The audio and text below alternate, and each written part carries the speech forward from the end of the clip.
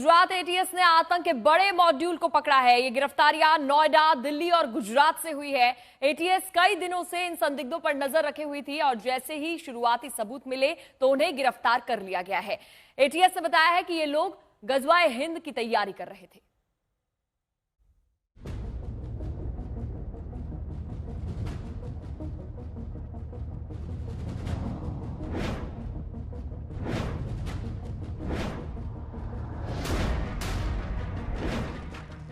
आओ जिहाद करें। जिहाद फर्ज है।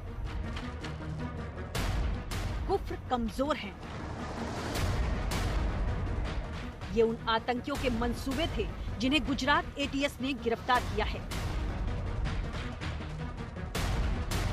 एटीएस की गिरफ्त में खड़े ये चारों संदिग्ध गजवाए हिंद की प्लानिंग कर रहे थे। इनके मंसूबे कितने खतरनाक हैं उसे ऐसे समझिए कि चारों संदिग्ध देश के अलग अलग शहरों में बैठकर गजवाए हिंद के लिए मुसलमानों को भड़का रहे थे। इसके आधार पे किसी भी संभावना से मना नहीं किया जा सकता, लेकिन प्राइमा फेसी जो हमें चीजें दिखाई दे रही हैं उसके अंदर ये लोगों ने प्रचार प्रसार बहुत ज्यादा कर रहे थे और वो प्रचार प्रसार एक्यूएस की आइडियोलॉजी को बढ़ाना, भारत देश विरोधी एक्टिविटीज के लोगों को उकसाना, धर्म के आधार पे हिंसा फैलाना, जमहूरियत को हटाकर डेमोक्रेसी को हटा करके शरीयत लागू करना, इस सब मतलब अलग अलग एंगल से ये लोगों को रेडिकलाइज कर रहे थे। गुजरात एटीएस ने इन संदिग्धों के पास से मैप बरामद किया है जिसमें इस्लामिक मुल्कों की सूची में भारत को भी दिखाया गया है। इनके पास से पूरा टूल किट मिला है जिसमें गजवाए हिंद को लेकर भड़काऊ बातें कही गई हैं। आओ जिहाद करें। जिहाद फर्ज है। कुफ्र कमजोर है। जिहाद न करने वाले काफिर हैं। फोन के आधार पे हमने काफी सारा डेटा प्राइमा फेसी चेक किया जिसमें अलकायदा के काफी सारा कंटेंट ये लोग पूरे भारत में प्रचार प्रसार कर रहे थे।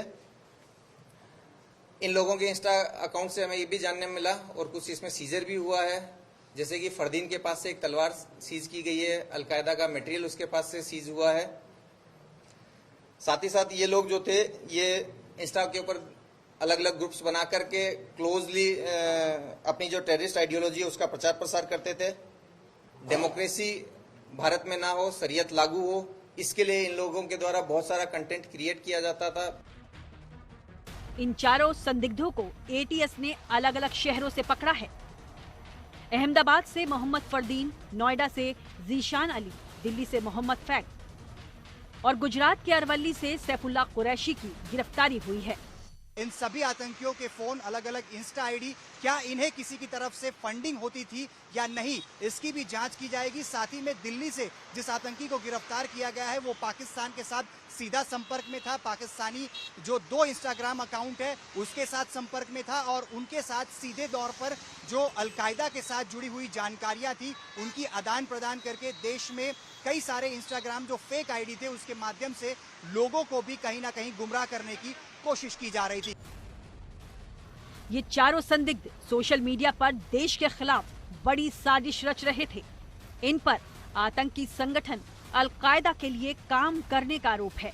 फिलहाल एटीएस अब हर एंगल से तफ्तीश कर रही है कि देश में और कहां-कहां जिहादियों का नेटवर्क फैला है।